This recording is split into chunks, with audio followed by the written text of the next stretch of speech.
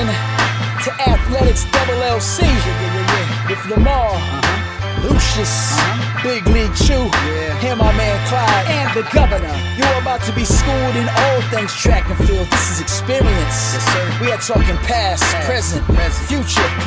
Y'all listen up. Let's go.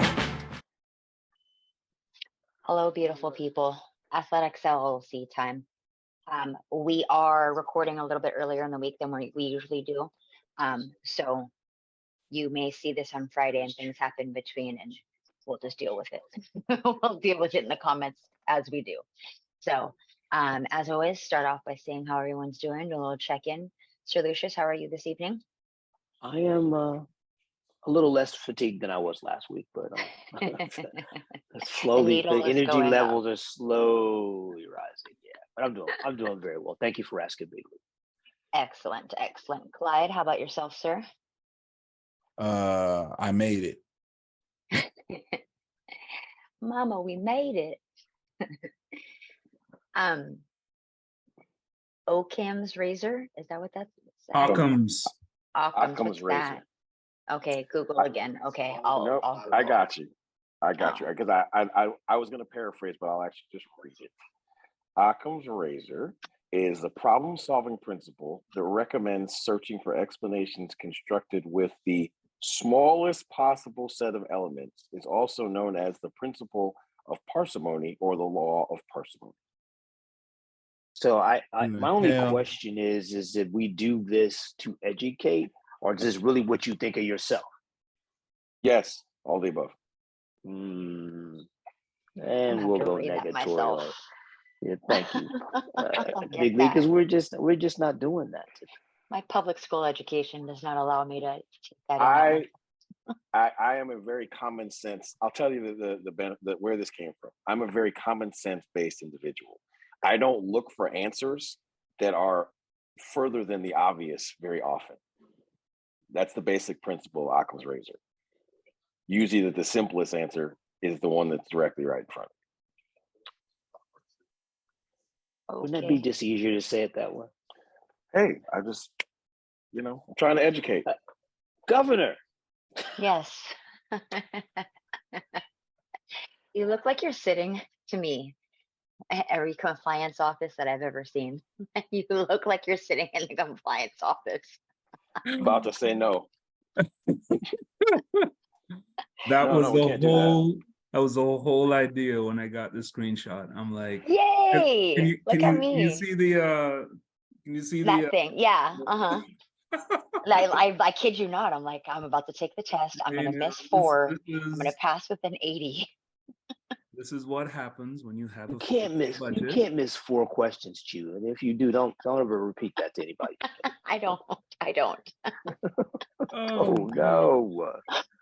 Oh man. I think I may have missed 4 questions in my time here at Florida. Man. So try having your wife sitting the test at the same time, and she's looking over you like, I'm about to crush you on this. Go ahead. I'm about to, and I'm trying to get out of there. And she's like, I gotta go back and go back and go back. Yeah. So. Oh man. But yeah, love the name. But I'm gonna call you Akreezy. How about that? Thank you, Akreezy. Akreezy. Oh my gosh. That's all I got. Oh. See, so Lucius hates it when me and the governor are on the same page. I don't hate it at all, to be honest with you. I always find it rather amusing. I must admit. Hate's not. Hate's a bit strong for it. Oh man. Amused, entertained. Oh. Oxreezy. Okay, there we go. Oh my gosh, where are we? AKA Dr. Ock. Oh boy, is he? Doc Ock, let's get it. All right, let's roll. Monday is Mondaying right now. So we do a thing. It's called the show. We have some topics. We'll get into those. But per usual, if you don't know this already, and many of you do who are involved, like literally involved with the show, give us feedback, whether it's via the comments. Some of you are texting us directly, emailing us, messaging us on social media, things of that nature. And there are times when voices from the audience really resonate and just really are very profound to us. So kind of building off the topic that we had started last week in regards to the U20 meet and the development of that group and those who are up and coming, those athletes, we had a message sent to one of us, and really there was a part of it that really just resonated. And of course my screen turned off, so I lost it, but I'm pulling it up quickly. Speaking about, in very drastic words, the neglect of this development and why so. So to quote the message that was sent at the very end, it states, bottom line is that USATF doesn't look at or care about development. I just lost it. What's the last line? Dang it. Because we grow athletes on trees. I wanted to make sure I said that correctly. So, struck a nerve with quite a few of the tiles. Let's expand on this. EP, you gonna go first? Doc, Yeah, you yeah. go first? I crazy will bless the mic first. So in year one of this wonderful show, I made the comment that if the United States worked as hard at winning medals as the Czech Republic did, that we would win all of the medals. And this is kind of along that same vein.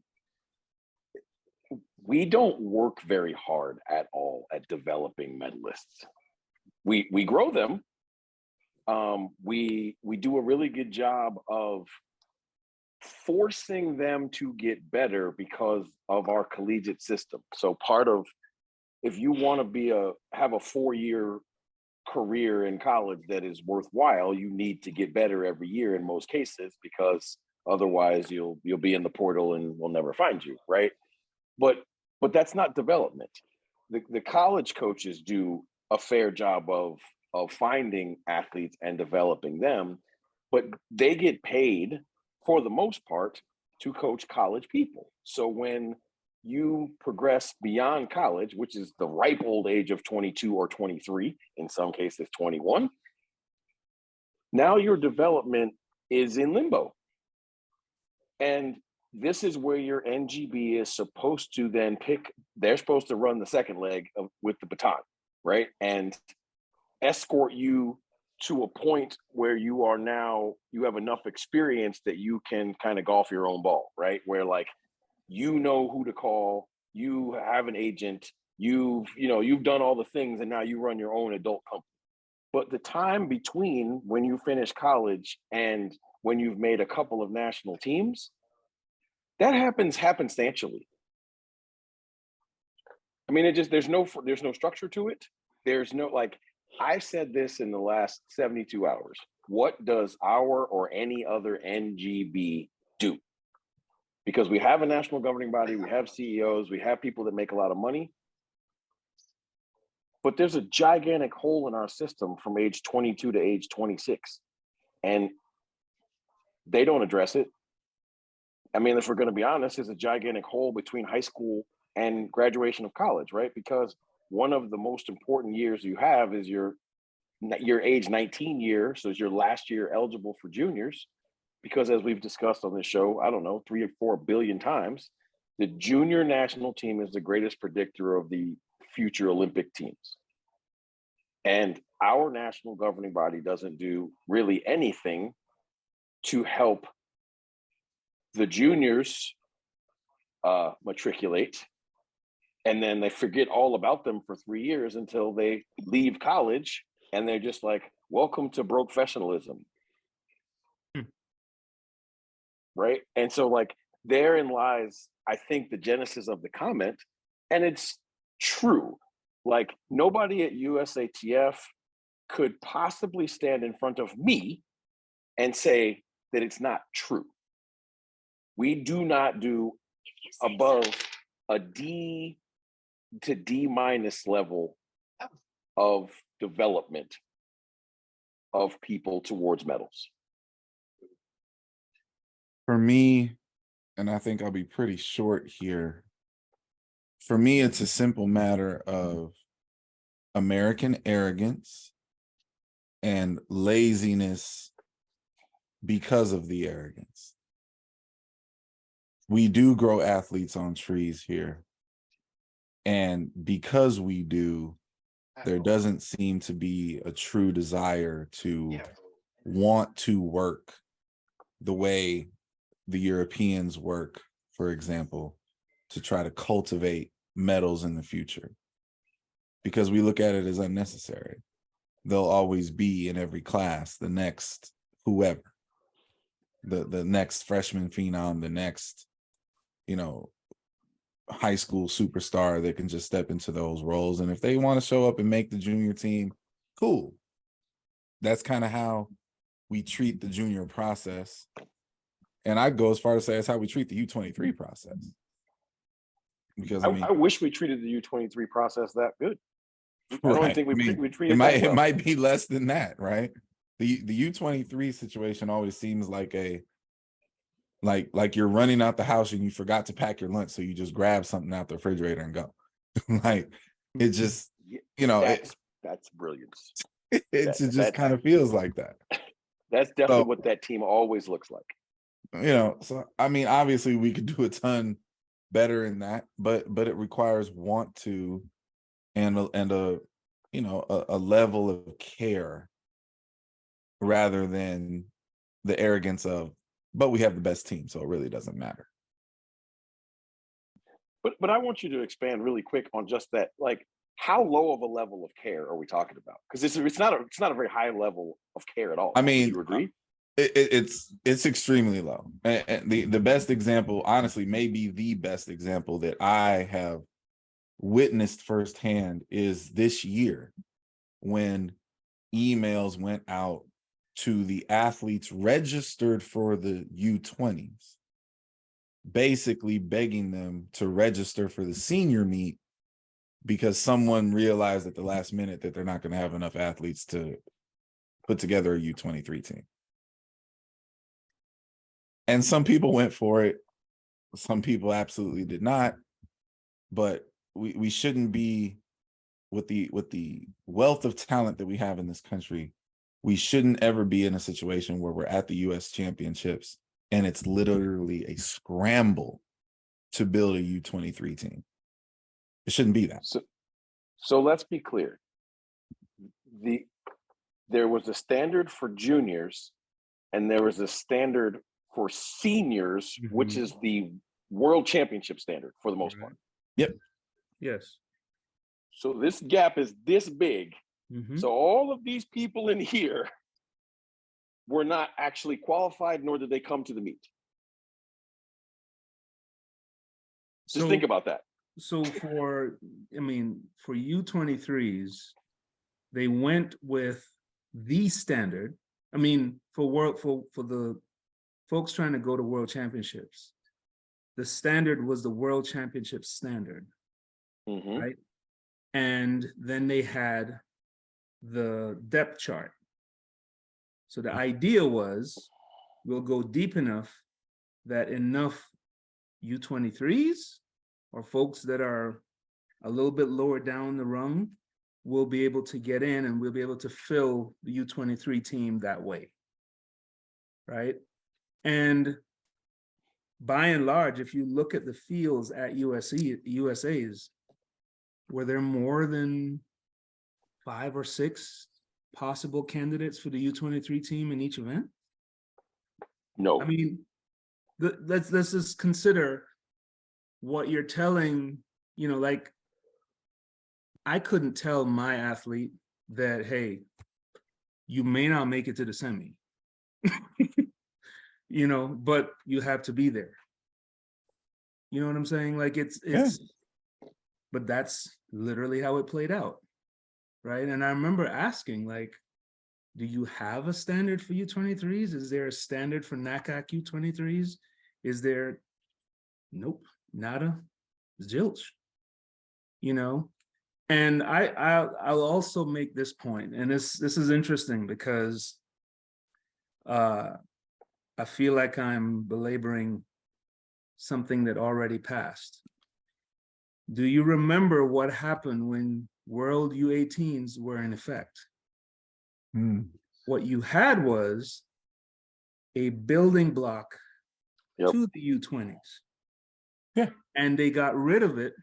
So it lasted from 1999 to 2017, right? And the whole reason why they got rid of World U18s was because they found that a lot of those kids that won U18s never even made it to the pros. They had marginal success at the U20 rate. They got to college, they got their butts handed to them. Done. And World Athletics made that decision, right? But what it did, and this I can go back and think about this now, the crew that made the U18 team were damn sure hungry to make that U20 team, right? Yep. They've gotten a taste of that. They've got the USA on their chest at 16, 17 years old. And what do we know about those kids? I mean, we saw some ridiculous performances at the World U18 meet, right? And those kids couldn't wait to get back. And we can think about all those kids that had the success at that point. And, you know, on the one hand, yes, not a lot of them made it through, but there was a hunger, there was more representation at the U20 meet with those kids as they matriculated. Everything I saw this past weekend at USA's, it almost seemed like a numbers game. Like, let's get as many people as we can, okay? For the parents that are coming to watch or support the U20 team, which is going on in conjunction with the open meet, you know, put it all together, one big happy family, and let's fill the stadium, right? And I can't say that it worked. Obviously, it didn't work because there was a lot of holes in the process. There's a lot of information that was not disseminated through to the U20 folks, you know, and whoever is at fault. I mean, we can talk about that for forever, but clearly, like, I feel like what the U20 team could have been, what the U23 team could have been, I mean, it's not even a shadow. Like, what we're going to put out there is not even a shadow of what we actually have. Okay, so let me stir the pot here a little bit.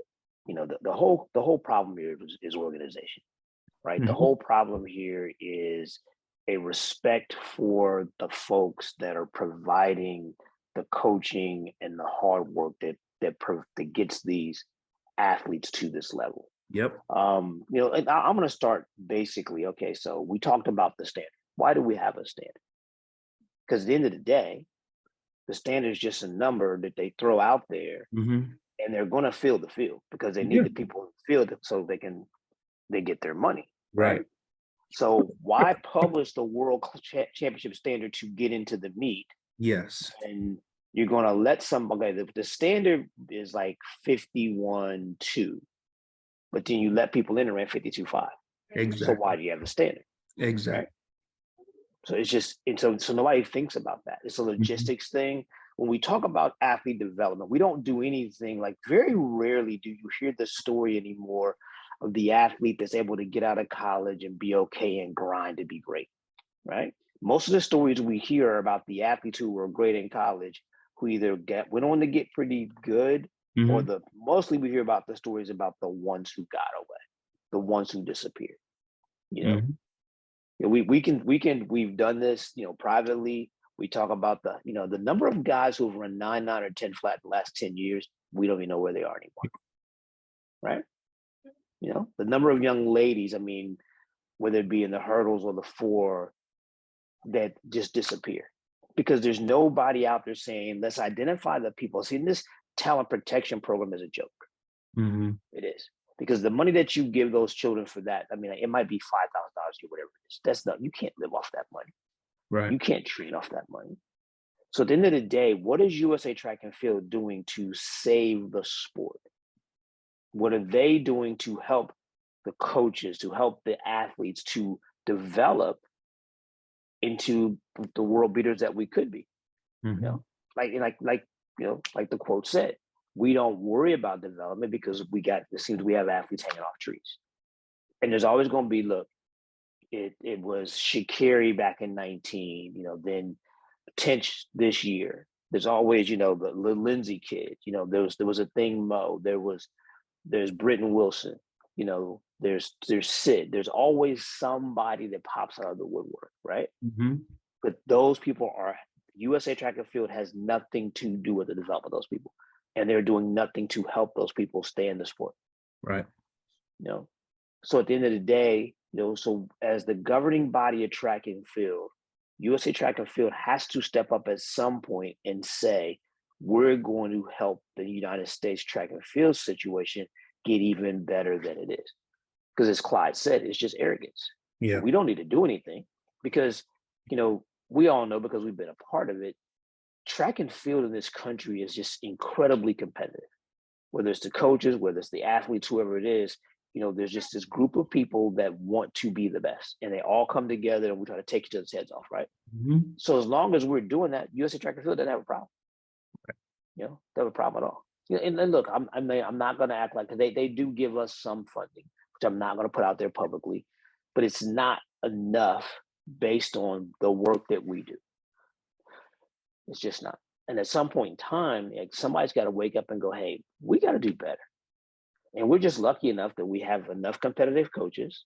We've got a plethora of competitive athletes that we're never going to disappear. The sport's never going to die in the United States because of how many great athletes we have. But at some point in time, we got to also figure out, as the EP has been saying forever now, we could be a lot better than we are. And there's been proof of USA Track and Field putting mechanisms to work. And we're seeing the fruits of it in the throws now.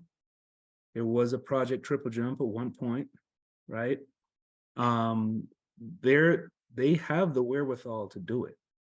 Mm-hmm. They have the ability to support athletes in whatever event area they want. And I cringe to think about what would happen if there was a program from the U20 once they've identified those kids, and to bring them up and to identify the really, really good ones and to take them along. Oh my goodness. See, how about a program that, said athlete at a smaller institution gets developed by a coach that nobody knows?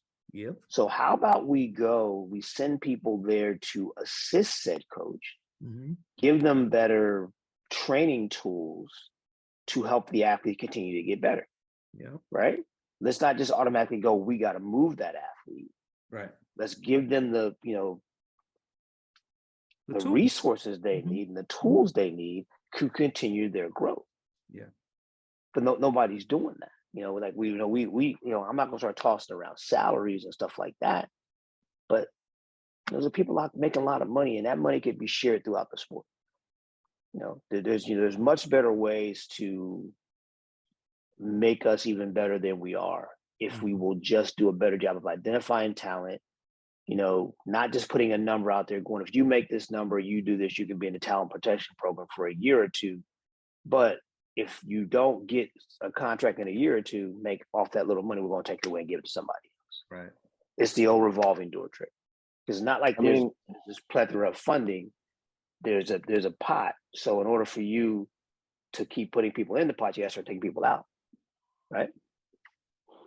If you look at it, you can tell that we don't have a developmental system just by looking at the ages of our team, of the people on our teams, right? They're either veterans, right, and they already know how to do this, or they're newbies and they're uber talented, right? We have very few people in that gap space, right? Like, Ryan Krauser and Joe Kovacs are not young, right? Right.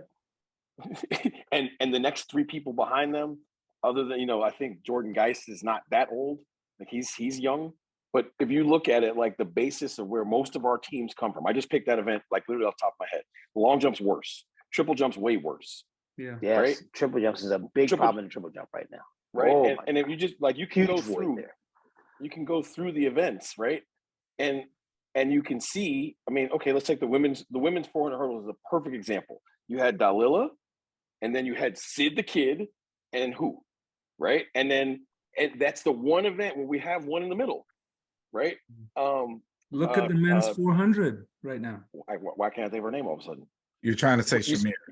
Shamir, right? Shamir, yes. But think about how hard it has been for Shamir. Yes.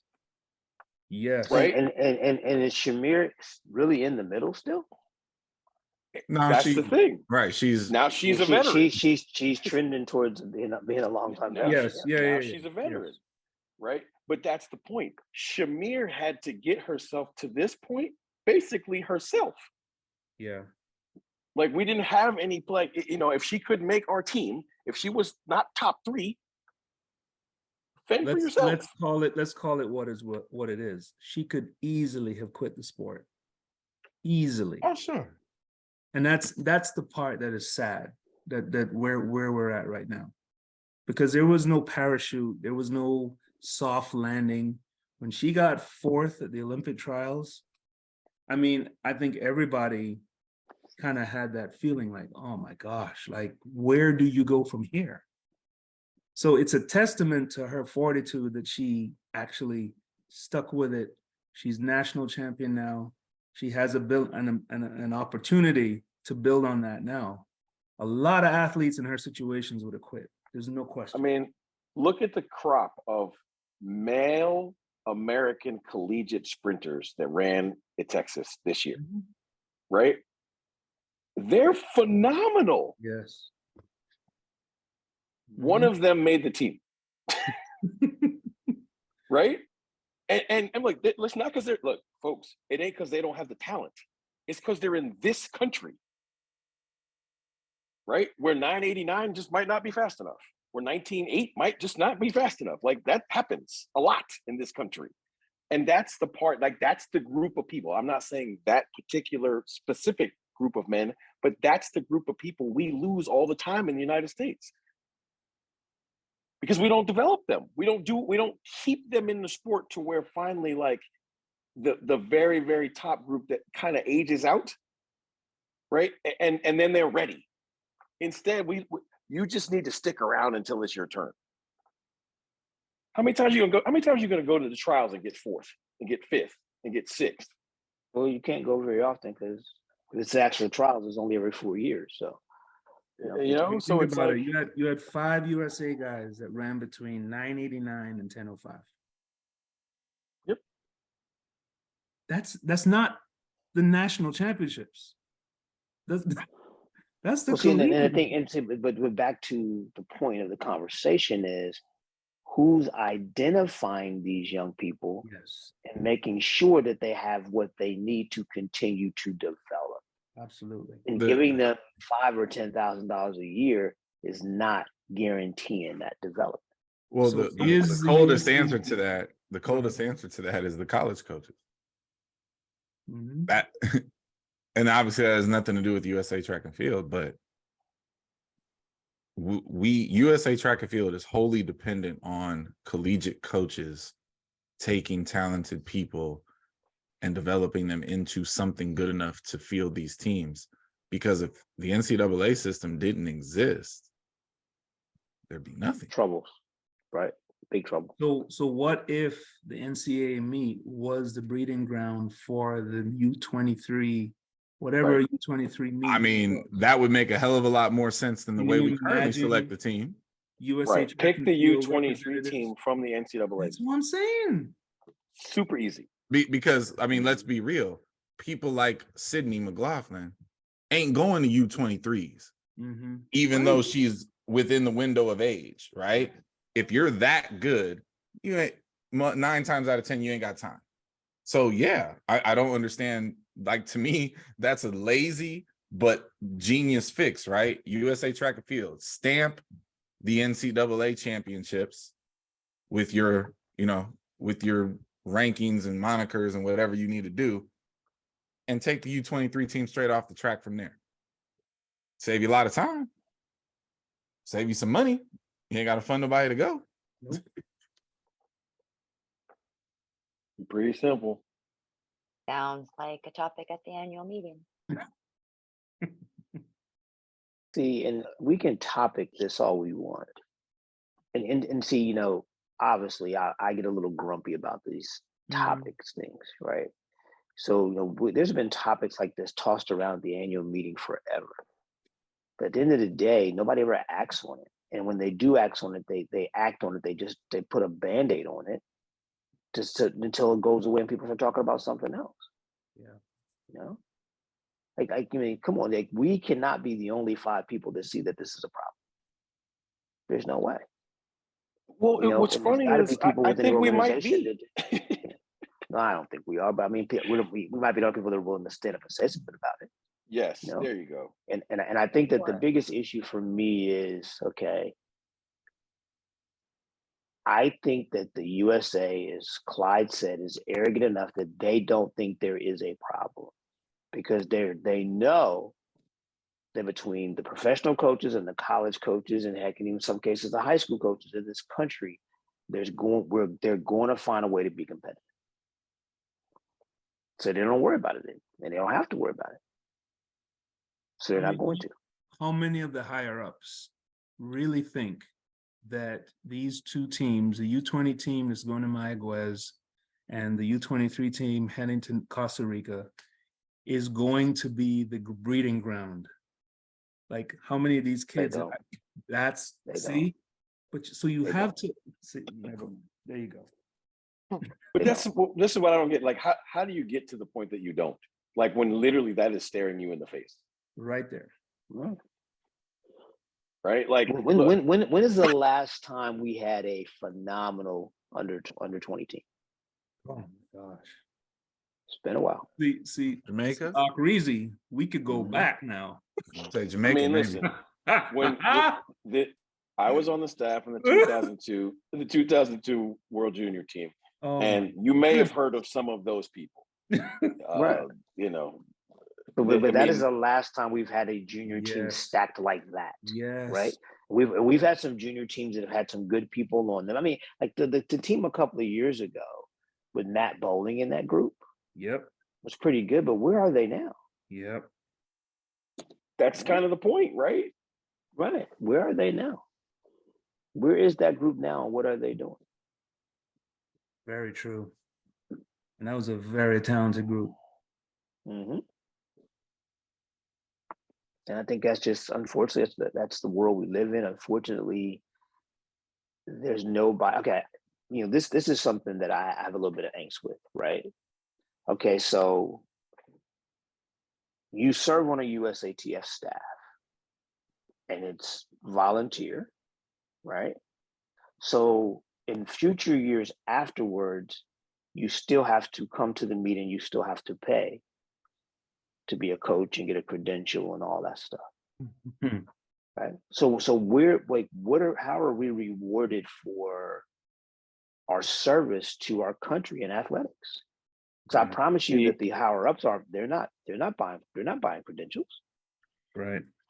You like to poke the bear every now and again, and absolutely. I'm gonna poke a little bit more. Okay. So you have an athlete make the team this year, they give you $1,500. If they don't book your travel, if they book your travel in your hotel, you have to share a room with someone, then you're okay. But if they don't book your travel, they give you $1,500 to go to Budapest. Oh my gosh.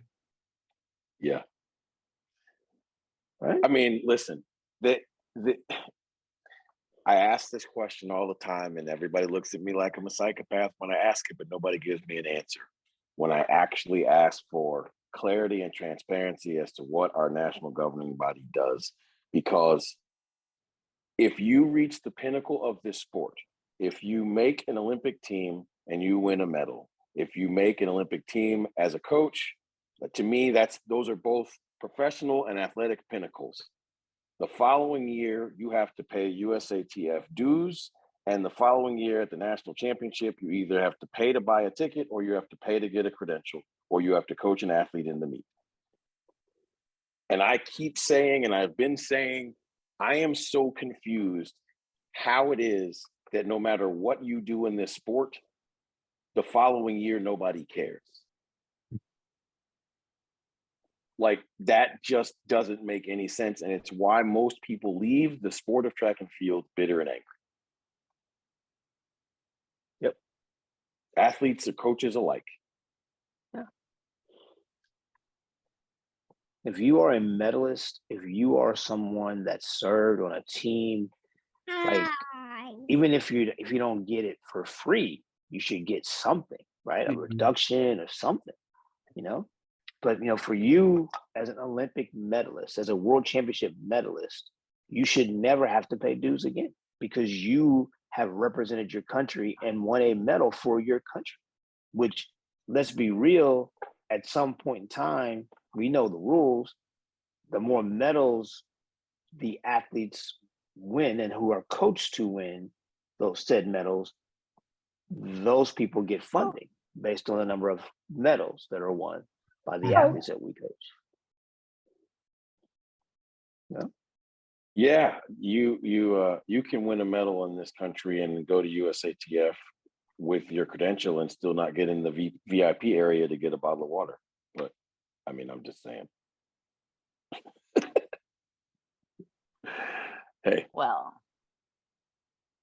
I mean, there's obviously some gaps that need to be filled, addressed. Yeah, let's fill them. Let's address them. Let's stop acting as if everything is okay, because it's not.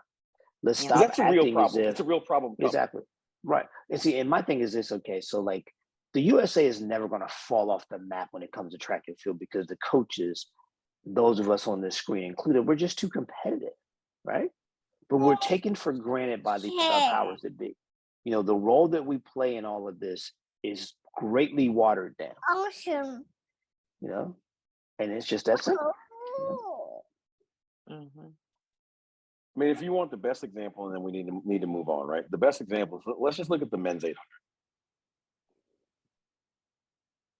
800. If we had a developmental pipeline involved in just in that event area, we would win a medal in every championship. Because we have an absolute glutton of that talent pool. 400 meter guys that should go up, 1500 meter guys that should go down, true half milers. Like, we have a million of all of that. Yep. Well, steps of action. That's what I hear being called for, steps of action. So we will see how we can help promote that and support when it happens.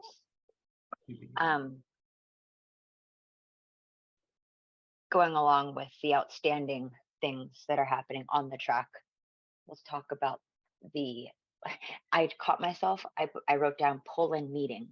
This is how I've been around the Euros too long. It's a meeting, it's not a meet. But, you know, unfortunately, I didn't get to watch it per se, but I did see what was on social media, and I've been hearing what's been talked about. But, you know, what were some outstanding things that you all witnessed? Well, I mean, I think you start by addressing the elephant in the room, and Sha'Carri Richardson looked spectacular. She was patient. I'm not in the huddle, so I'm not sure what Dennis is working on with her start. And there's a number of people who are saying that her start was bad. I'm not going to say it was bad.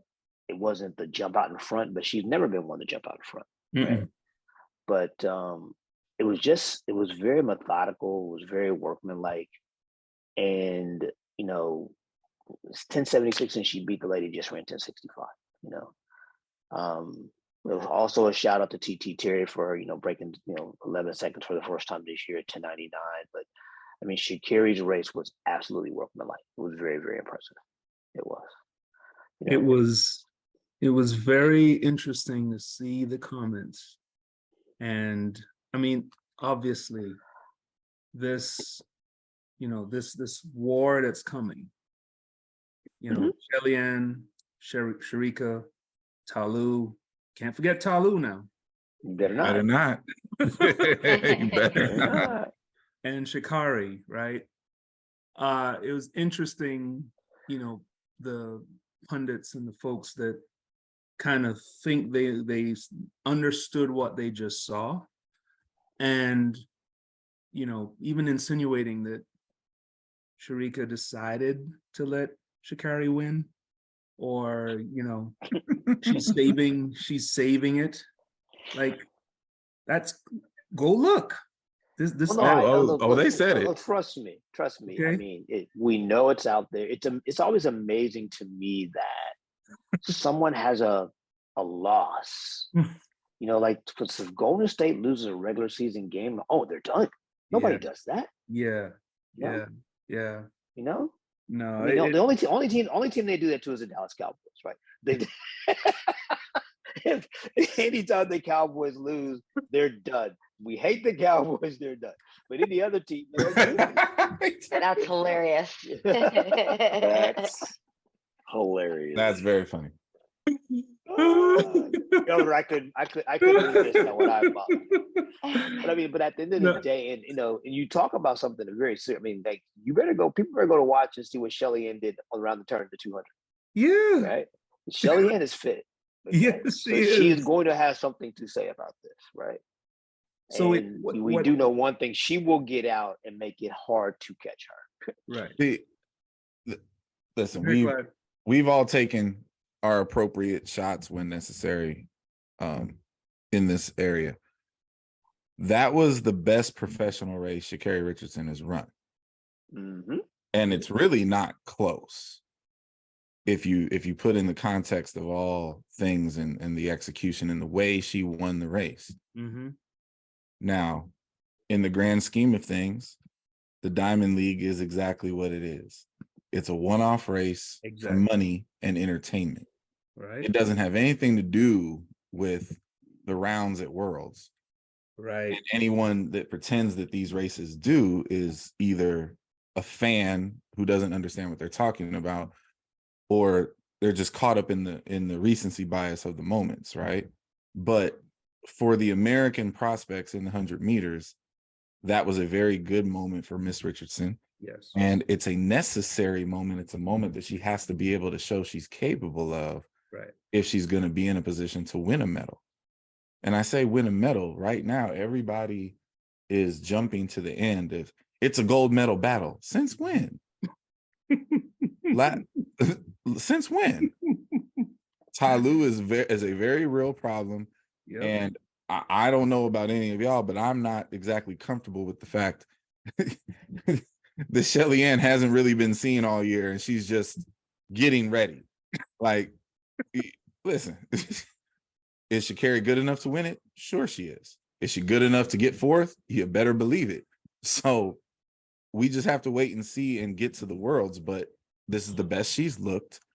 And regardless of what side of the Sha'Carri fan situation you've been on, this version, AKA the professional version of Sha'Carri Richardson, is the only model that she can be successful with.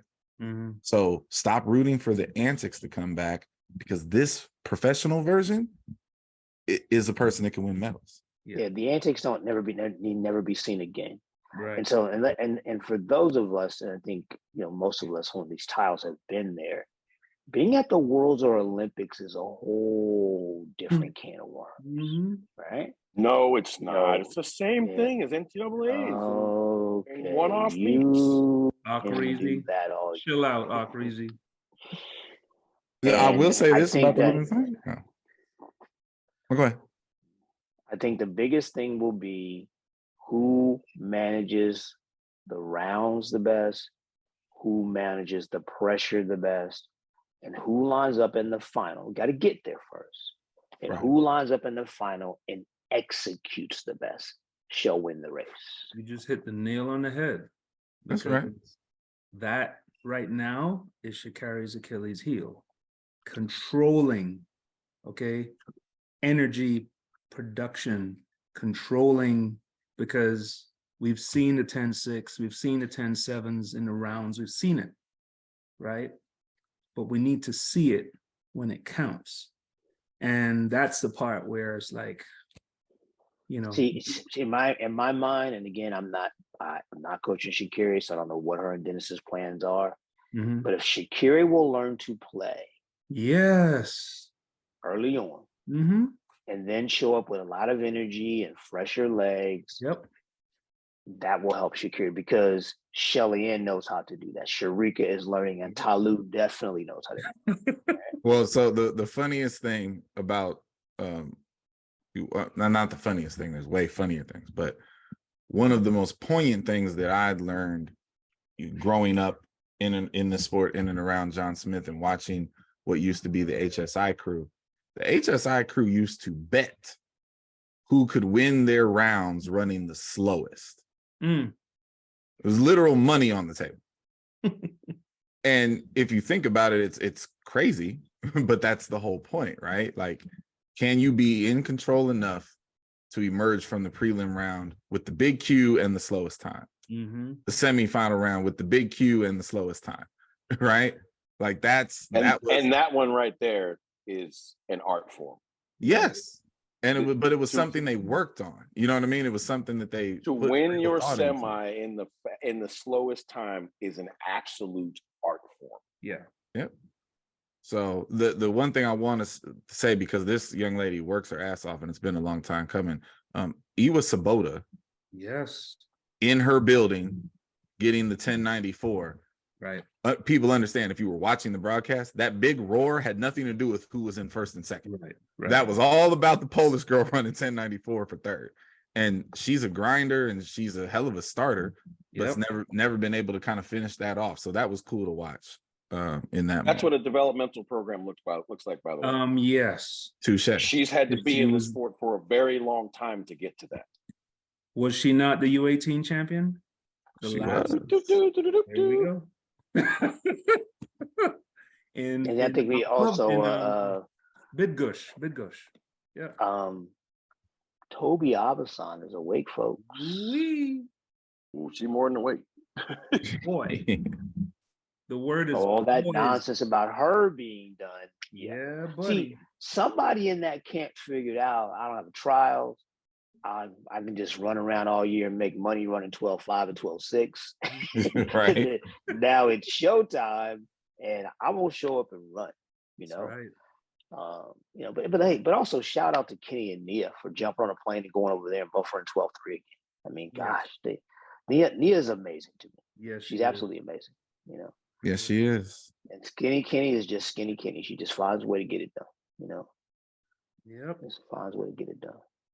Natalia Kazmarek in the 400, another Polish athlete. Yeah. Oh yeah. Massive PB, 49. Okay, now I want to ask y'all opinion of that race, because I hope you've seen it. Oh yeah, I saw it.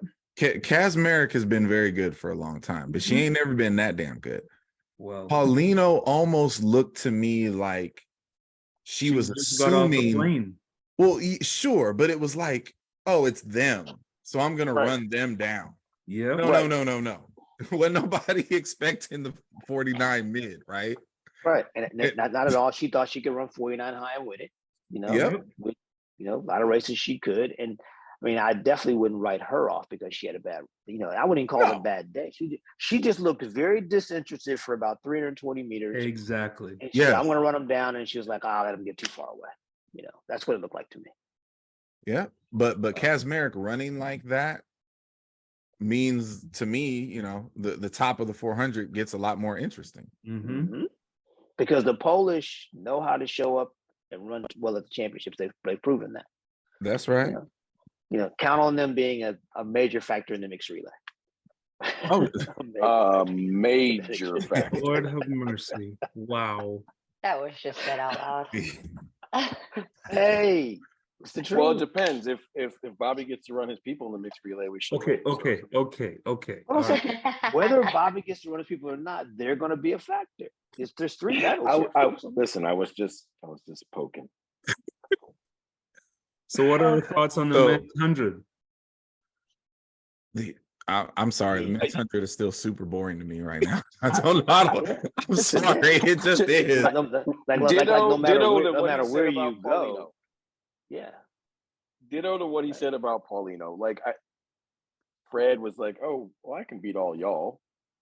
So and he he left it a little too late, and it's like, well, whatever. I So mean, nothing you saw should be cause for alarm. I listen. We're way too early. Okay. When we do the predictions, Right. I will be picking Fred Curley to win the men's 100 meters at the World Championships. All right. 100%. However, if you're asking me, do I think Fred looks good right now? No, not at all. I don't see it as a casual run. I don't will think he say looks good. this. I will say this. Fred's beating everybody this year. Everybody. Sure. That's his first Raw Stars in 100. So if Fred doesn't look good, then nobody looks good, and Fred just looks better than everybody else. Well, yes, that's what the 100 meters because there's not a good guy out there that Fred had to whip this year. That was the first time he's lost in 100. Yeah. And personally, I think Fred probably the 200 took a little more out of him than they expected. And he's another one. He just didn't look very interested. No. And I still want to say we're still 5 weeks away from the meet. Exactly. I don't understand this whole idea that people, in particular track fans, and like I love track fans, but I don't get why they think every track and field athlete is supposed to be Olympic finals ready every single week they race. Mm-hmm.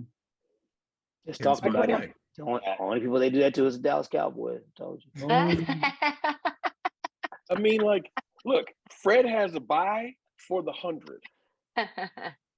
It doesn't make any sense to be ready in the middle of July if you don't have to be. Right. That's right. It's true.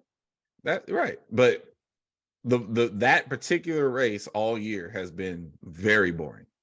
It just has.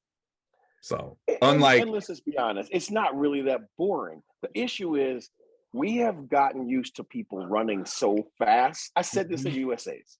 We've gotten used to people running so fast that if they don't run 9.8, it is a yawner. Mm-hmm. Like we do not care if somebody runs 9.90 something. I mean, there's definitely because it's not fast. There's that. There's that. And here's the thing. I don't disagree with that. But okay, for some reason, and I'm sure, the super nerds like the governor can pull it up and just blow this up when I say it, but I'm gonna say it anyway. Like, it seems to me like every time I turn on the Diamond League, I'm watching Fred and Sabine and the Kenyan, and I just don't care. Mm-hmm. Like, the Brits weren't there. Jacobs obviously isn't around. I'm just bored, right? So I'm hoping that what I'm really hoping for is that the Brits, who have looked amazing this year in their own individual boxes, right? I'm hoping that at Worlds it turns up and we have a real race on our hands. But right now I'm bored. The 1500 was way more entertaining to watch than the 100 was. That dude's good now. Yeah, he is. Jakob. I mean, look, Jakob Ingebrigtsen. I said this to Sir Lucius during the meet. He is the Caucasian version of Saeed Awida. He can run everything from the 8 to the 5K and could probably run a pretty quality 10. Well, I saw an interview with him where somebody had the audacity to ask him if he ever thought about not having a rabbit so he could prepare for the World Championships. And his response was, well, when the rabbits drop off, I am the rabbit. I'm the rabbit every race. That's so right. Like, he's just better than everybody else right now, and he knows it. That's right. He's just better.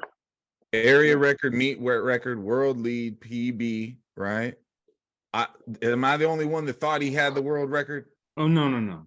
I thought he had it. No. I never thought he had it. I never thought he had it because I felt like from like 250 to go to 150 to go, he backed off because you can see the Kenyan close. Was it the Kenyan close on him a little bit? Yeah. Then with 150 to go, he goes, I've had enough of this. He just took off again. Right. So that period of time right there made me think he wasn't going to. I actually was surprised he ran as fast as he did based on that 120 meter segment. Yeah. Me too. So the lights were fooling me because he had the lights. Hey, 326, man. Yeah, but the lights were for 327. They weren't for Yes. 326. Right, the lights are for the meet record.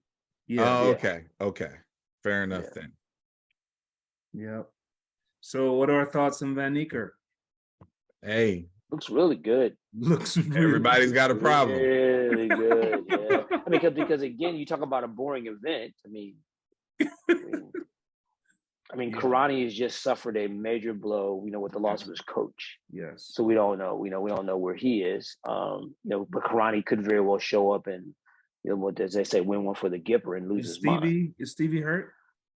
No, he's been running. He just hasn't been running like that. And but he's another one again. Doesn't have to be ready, right? Right. So we'll see. But because he knows one like he had to work hard to win the Bahamian trials.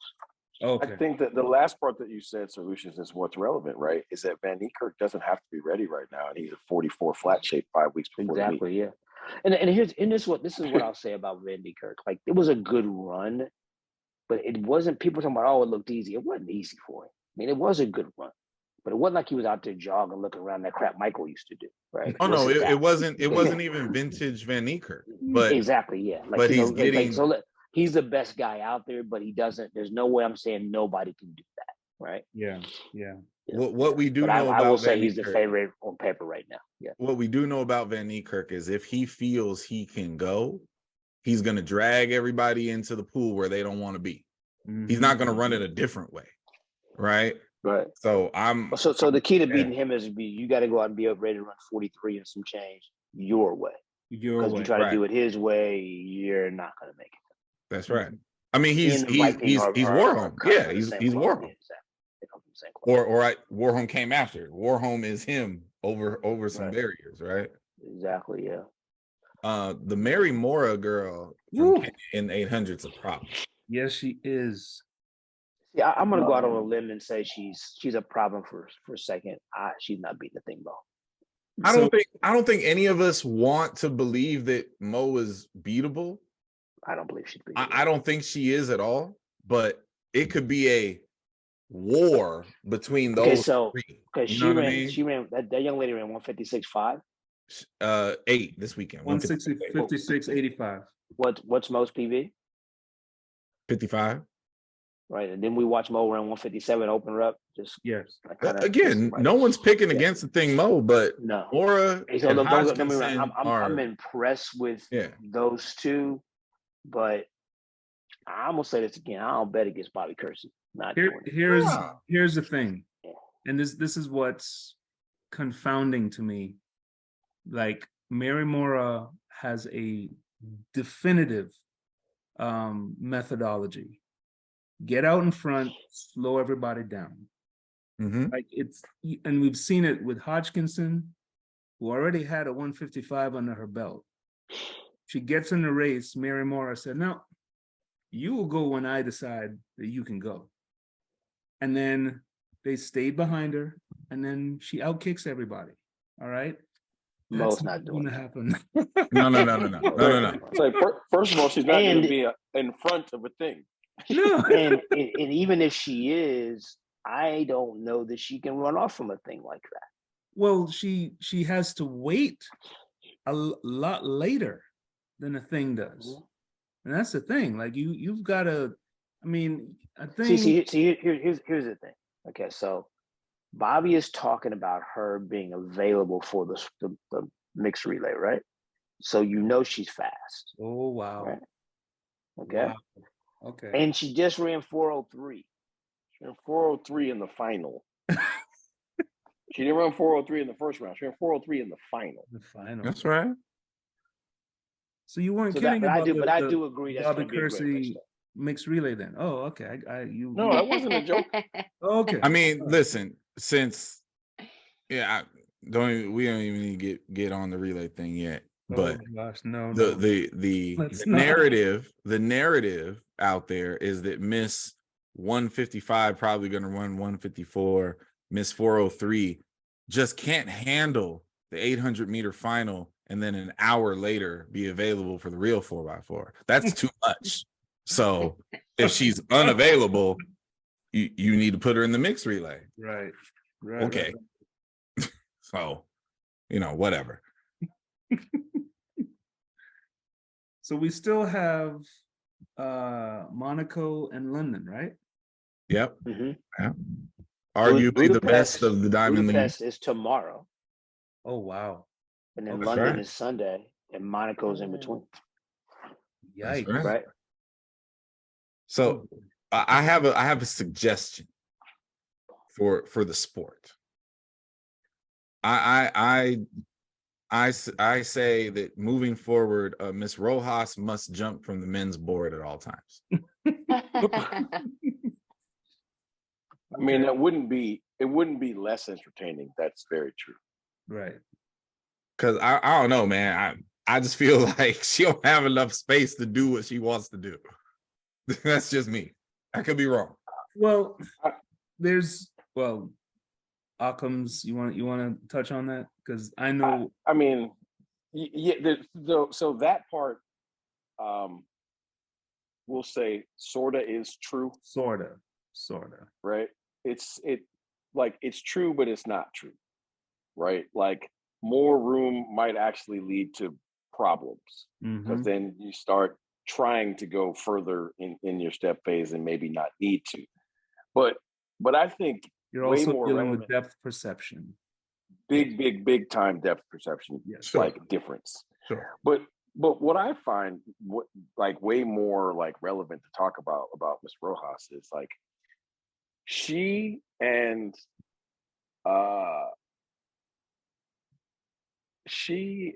Mondo have the same level of dominance over their competitors, but she doesn't have a bar to keep her interested.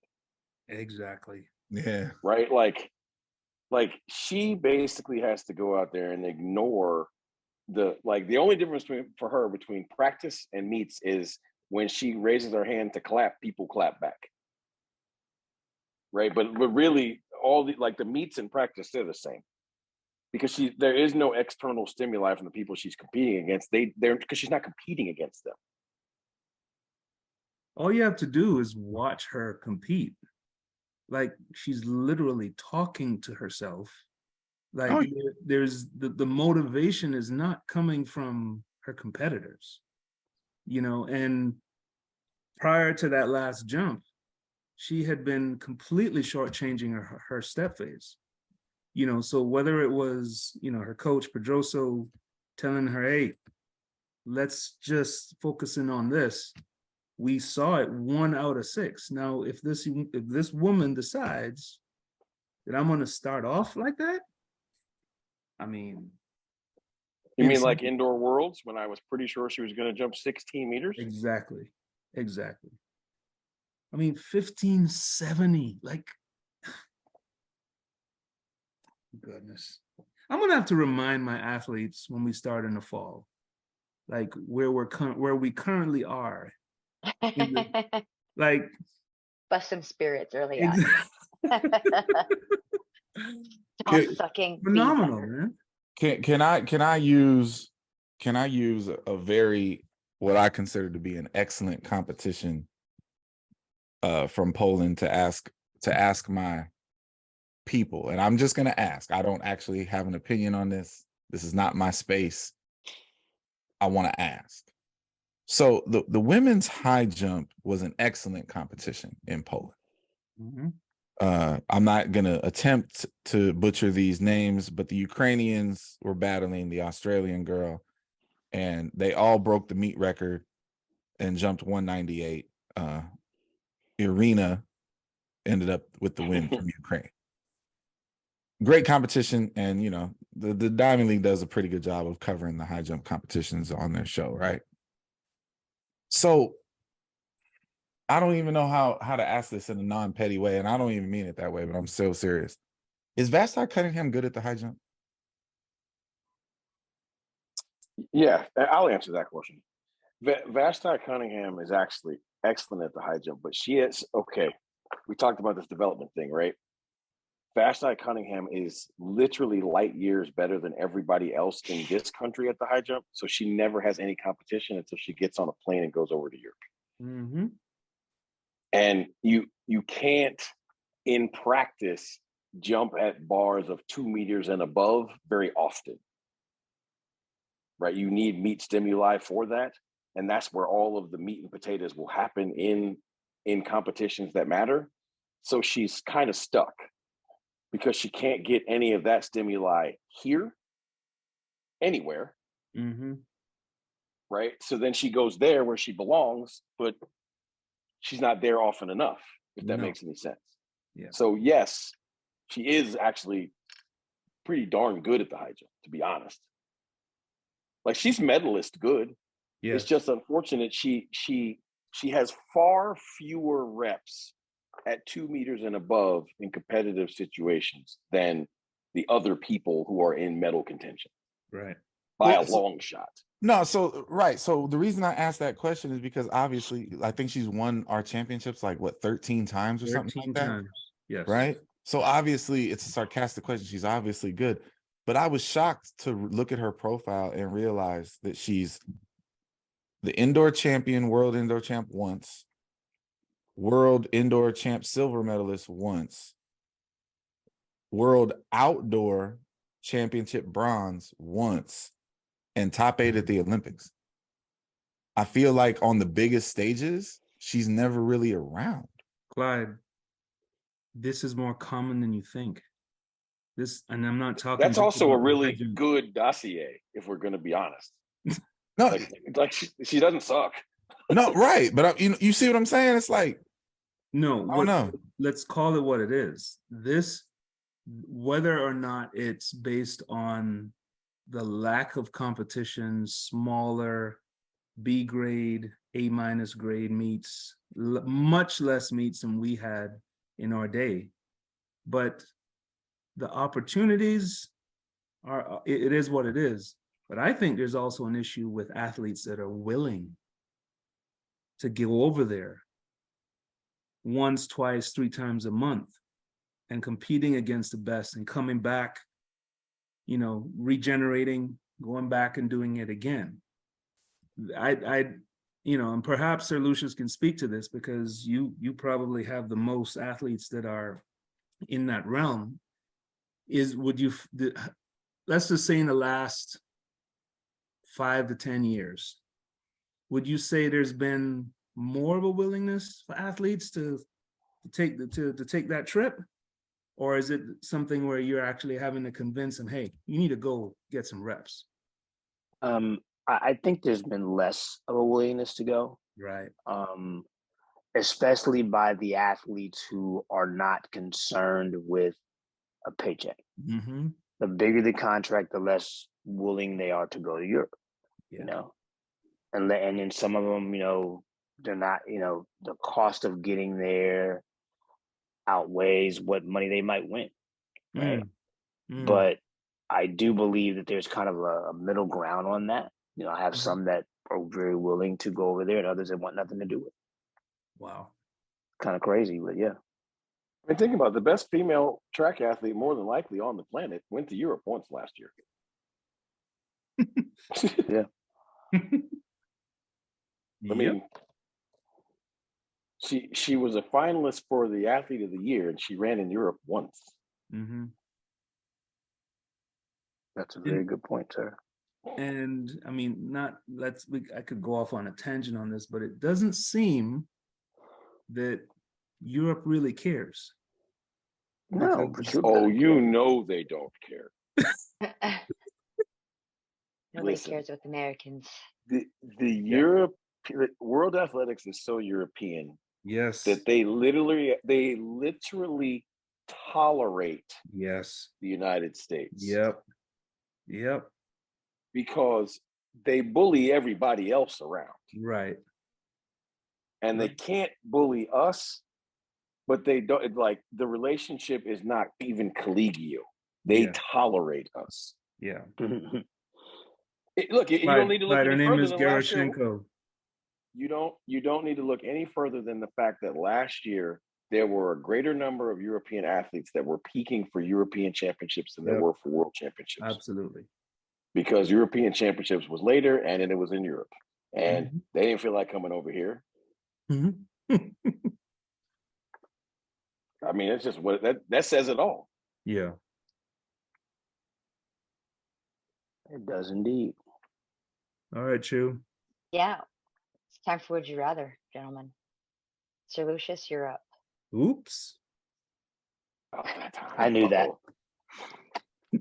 Let the shady questions begin. Dun, dun, dun. I don't think they're shady. I think I didn't know. Well, see, because you've been working really hard not to make them shady, and I really appreciate that. I know. I'm trying. There were some times where I thought you were trying to make them shady too, though. So. I was trying not to then too. All right. You ready, sir? Yes. All right. Would you rather wear your most recent championship ring or one from the beginning?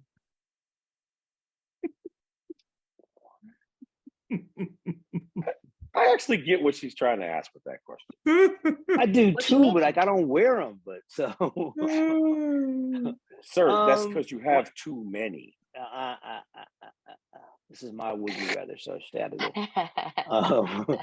I would rather wear because I have to. So you're right. Let me play along. Let me not be difficult like Doc Ock over here. I'd rather wear the last one because that's the most recent. Got it. Would you rather write with an ink pen or a gel pen? Ink. Would you rather train or coach Anna on a bad day or Grant on a bad day? Oh, Grant. Well, Anna on a bad day. Like the first time I met Anna on a bad day, I was like, "Oh, who are you?" Coach Welch was like, "Welcome to the club."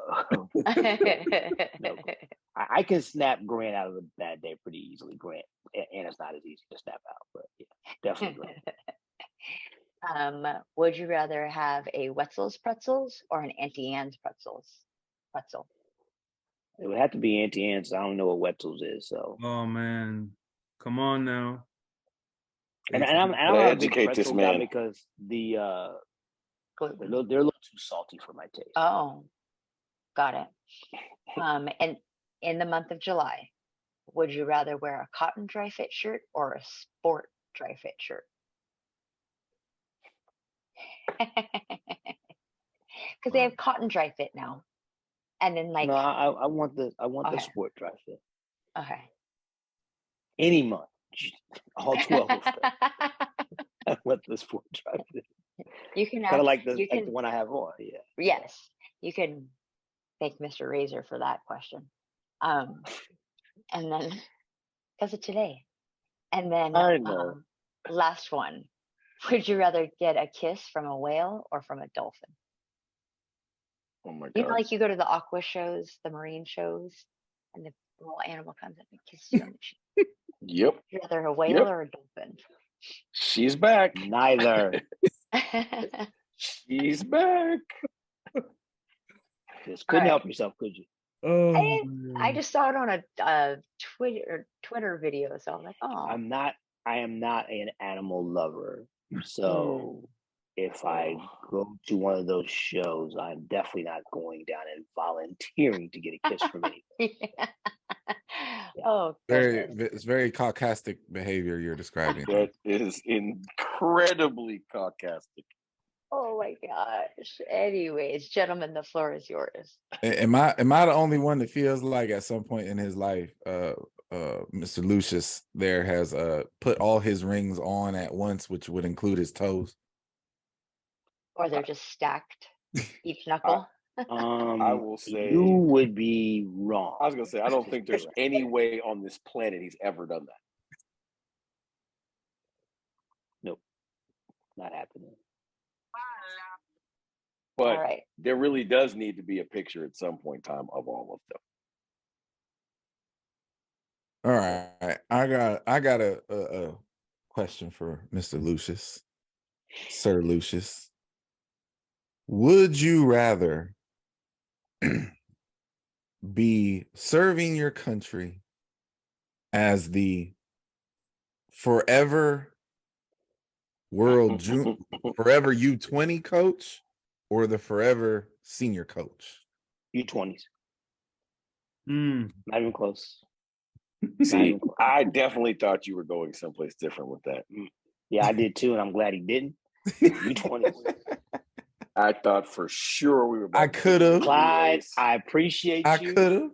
for being a little petty and not greatly petty with that question. sir. I thought you were getting ready to get bad, but I appreciate you not doing it. I do. Okay. You coach a lot of events and coach them all really well. If you could only coach one event for the rest of your life, so that's, at least for what we know you coached, 1, 2, 4, 8, both hurdle iterations.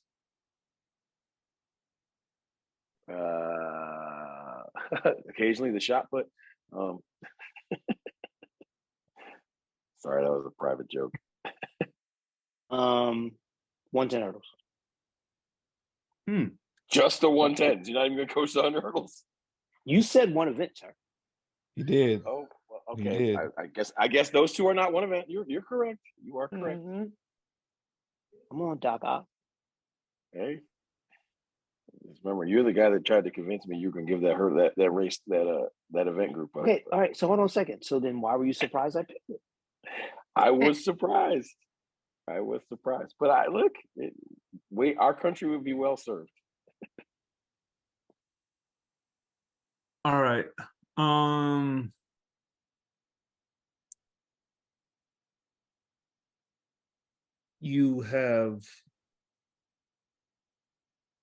Your team is heading down the wrong path. Things are just not trending well. And you schedule a team meeting and you pop in a movie to show the team to get them back on track. What movie are you popping in? This is a great question. What Hey man, can't movie? jump. The Terminator. Oh my gosh. I cannot with you people. The Terminator. That's it right there. Baby. Well, one or two. Okay, hold on a second. I took my that wasn't the Terminator, but it was one of those Arnold Schwarzenegger movies. My cross country team one year.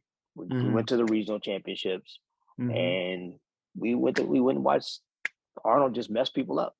And next day we perfect scored the meet. It worked. So Okay. It worked. Can't argue with that. So it'd be something like that. Something where you got to get your hands dirty and Yes. fight a little bit. Yeah.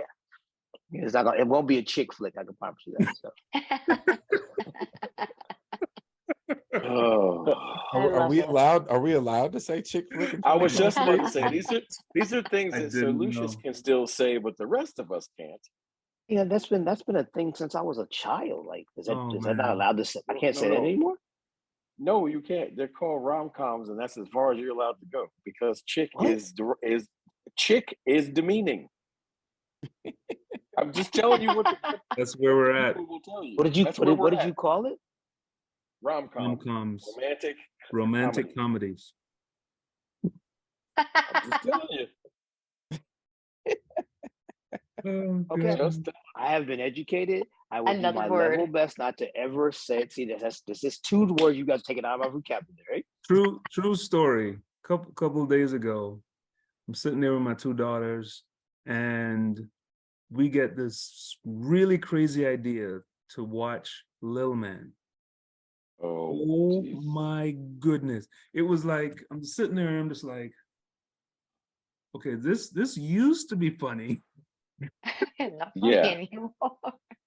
like that's the issue now, right? There are a lot of old movies that were really good that you just can't watch anymore in mixed company.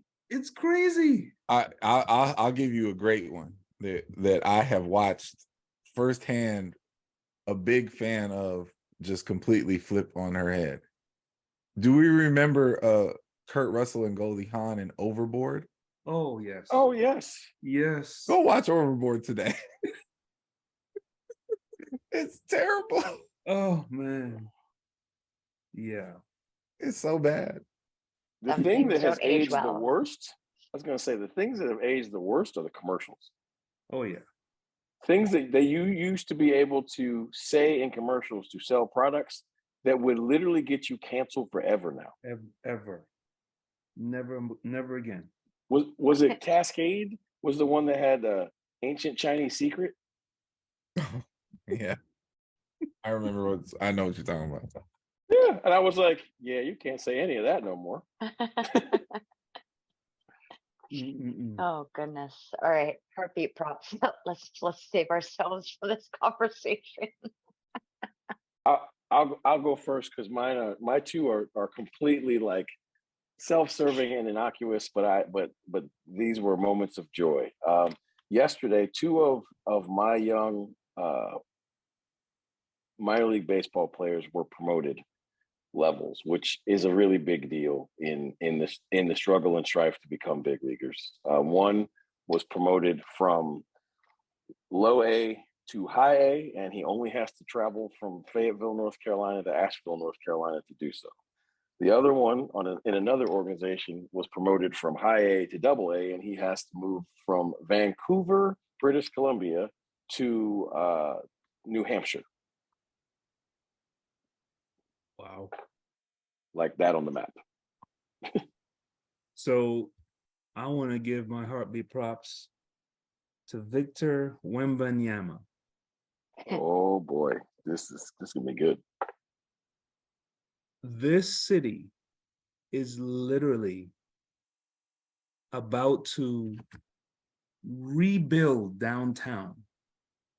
Okay.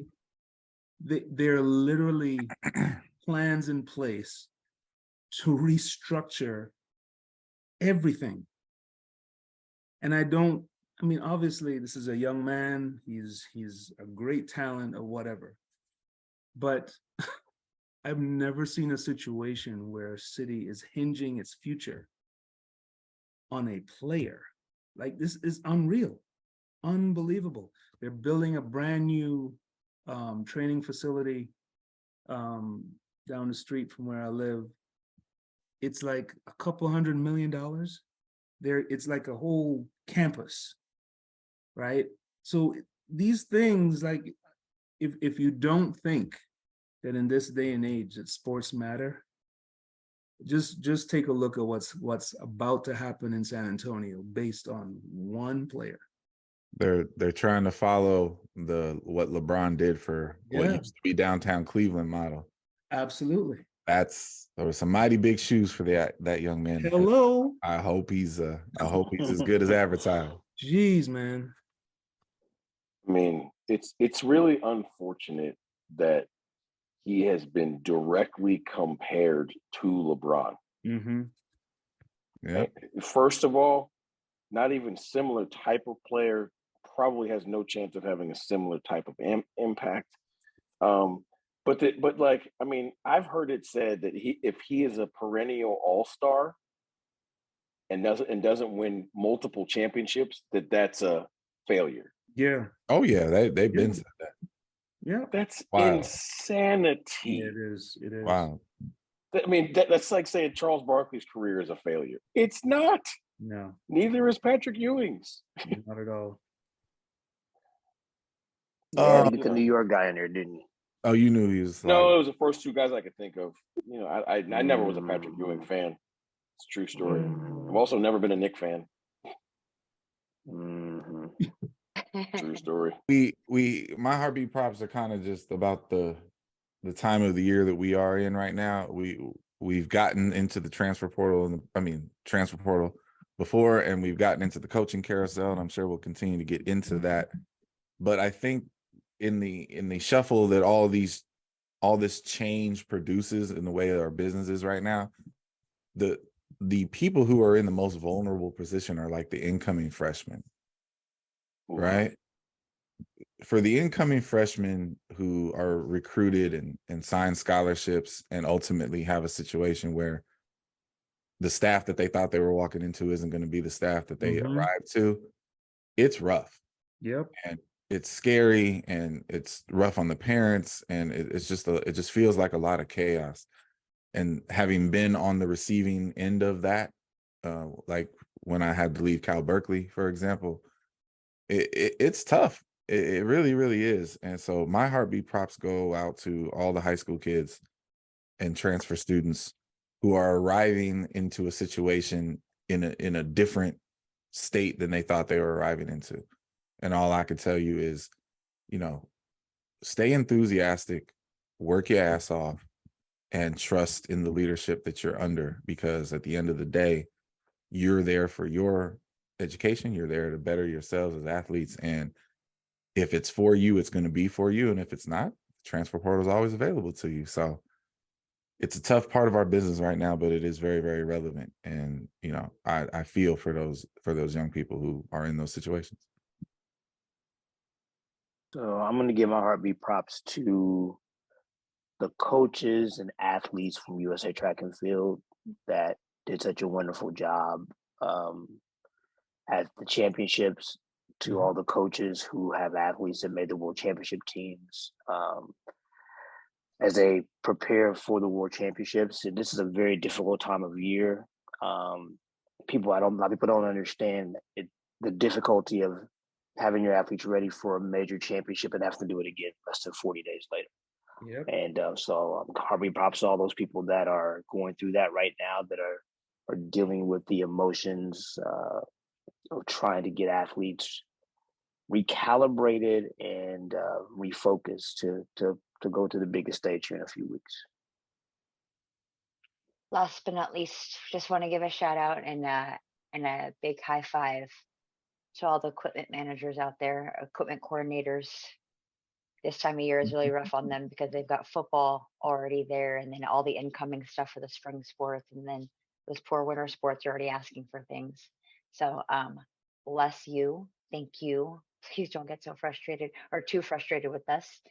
But other than that, yeah, thank you for what you do in your presence, because it is not an easy task, forgiving gas or task, or a thankful task. So here is my thank you to you for sure. But again, we round out another fun episode. Again, we did record this earlier in the week. So as the week is going on before Friday, this release, and we missed something, please don't chop our heads off. We recorded before that. So, but other than that, everyone have a great week. Safe travels for everyone traveling this week. And other than that, we'll see each other soon. Bye, everyone. When the lights come on, the roaches get to running. When the lights come on, opponents smash the plumbing. Heard you like it warm, hot, knife the butter. Truth hit them hard, knock them off that rebuttal. Tsunami, tidal wave to your puddle. Tough love, punch you in the arms, little brothers. Athletics LLC, there's no others. Track and field's pacing, we'll peel to go further. Hey, Wile E. Coyote, it's road runners. Feels like you know us, you've been with us the whole summer. If not for this quarantine, these four corners wouldn't be here, but we here, so start learning. You gotta earn your stripes, gotta get your scars. Show you how to fight, but show us who you are. You lack experience, but still you wanna talk. And who is actually talking to you? Circle's kinda small. Heads prevail when the backbone's strong. Gotta keep it coming, no, it won't last long. Pass and fail, then sell the sad song. And if you don't check yourself, then that's wrong. Just trying to give you the real that you asked for. So why you keep cutting us off to ask more? We put it in slow-mo, but you fast forward. Athletics LLC, the task force.